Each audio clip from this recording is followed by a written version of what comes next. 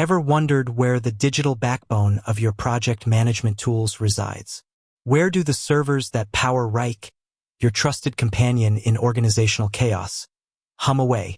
Today, we're diving deep into the geographical mystery of Wrike's server locations. Imagine a global network of interconnected computers, each one a crucial cog in the Wrike machine.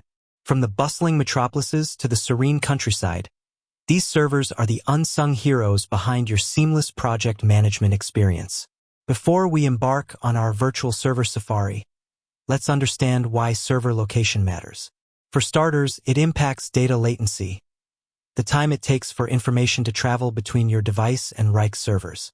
The closer the servers are, the faster your data is processed, resulting in a more responsive and efficient platform. Additionally, server location plays a role in data security and compliance. Different regions have varying data privacy regulations. By understanding where Wrike servers are located, you can ensure that your data is stored and processed in compliance with relevant laws. Wrike's global footprint. Wrike, being a popular project management tool, has a global presence. To cater to its diverse user base, Wrike operates servers in multiple regions around the world. This distributed infrastructure ensures optimal performance and accessibility for users in different time zones. While Wrike doesn't publicly disclose the exact locations of all its servers, we can make some educated guesses based on the company's operations and user distribution. North America. As one of the largest markets for project management tools, it's safe to assume that Wrike has a significant server presence in North America. This region likely includes data centers in major cities like New York, Los Angeles, Chicago, and Toronto. Europe. Wrike has a strong European user base, especially in countries like Germany, France, and the United Kingdom. To serve this market effectively, Wrike likely operates servers in data centers located in these regions, such as Frankfurt, London, and Paris. Asia.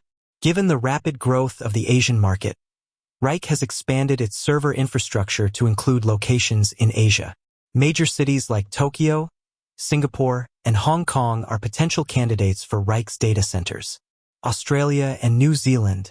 To cater to the Oceania market, Wrike might have servers located in Australia or New Zealand.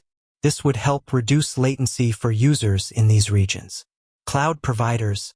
It's also worth noting that Wrike might leverage cloud providers like Amazon Web Services, AWS, Microsoft Azure, or Google Cloud Platform for its server infrastructure. These cloud providers have data centers worldwide, allowing Wrike to easily scale its operations and ensure high availability. Factors affecting server location. Several factors influence Wrike's decision when choosing server locations. These include user distribution.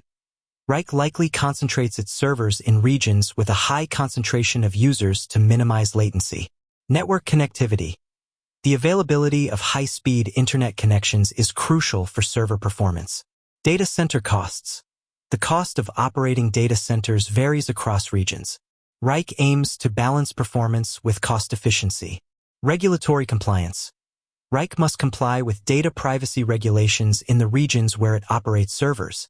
While Wrike's specific server locations remain somewhat shrouded in mystery, we can deduce that the company has a global footprint to cater to its diverse user base. By understanding the factors that influence server location, we can appreciate the efforts Wrike puts into ensuring optimal performance and data security. With that said, thanks for watching, and until next time.